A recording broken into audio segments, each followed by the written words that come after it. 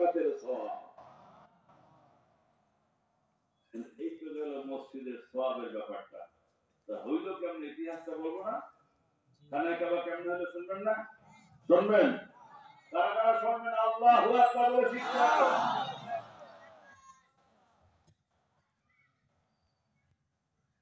চলুন, দিনের কথা শুনতে গেলে রাতের কথা শুনতে হয়, তিতার কথা শুনতে গেলে মিষ্টির কথা বলতে হয়, ঠিক কিনা বল? খানায় কাবা কেমনে আসলো এটা জানতে গেলে আদমের কথা জানতে হয়। ওই গোড়াতে শুরু করি নাকি? বিরক্ত হবে? বড় বক্তা আছে কিন্তু, বুঝছেন? তাহলে কি বক্তা? হ্যাঁ, ভিতরি বক্তা আছে, এই হাতের কাম আছে। আমি লম্বা সময় নেব না, ক্লান্ত হোক। আমার বন্ধুগণ খেয়াল করুন, আল্লাহ রাব্বুল আলামিন পৃথিবীকে সুন্দর করে সাজাবেন এবং মসজিদ ভিত্তিক না মানুষ চলাফেরা করবে। দুনিয়ার সমস্ত কাজ সম্পাদন হবে মসজিদ ভিত্তিক, বিচার আচার হবে মসজিদ ভিত্তিক, সামাজিক শাসন হবে মসজিদ ভিত্তিক।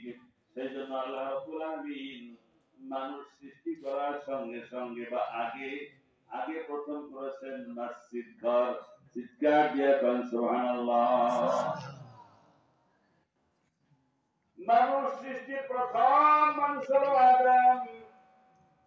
আদম লাম্বা একেবারে কম না, আমাদের হুজুরের মতো খাটো না, স্মরণ করে না।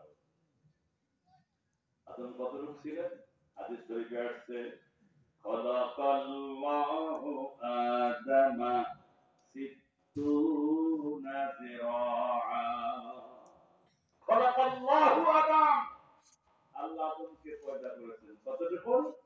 সিত্তুনা যিরাআ। সিত্তুন মানে 60, আর যিরাআ মানে হাত বা গজ। 60 গজ 120 হাত। আমাকে বাবা লম্বা কম না, ঠিক কিনা কর? খুব সুন্দর করে বাবাকে আল্লাহ বানাইছেন। বাবারে আল্লাহ প্রথম বানাইছেন, প্রথম হলো পুরুষ। প্রথম কি? পৃথিবীর মধ্যে প্রথম সৃষ্টি পুরুষ। এরপরে পুরুষের প্রয়োজনে বানাইলেন মহিলা, ঠিক কিনা? আদম একাকি থাকেন, ভালো লাগে না? কি যে ভালো লাগে না তাও ভালো লাগে।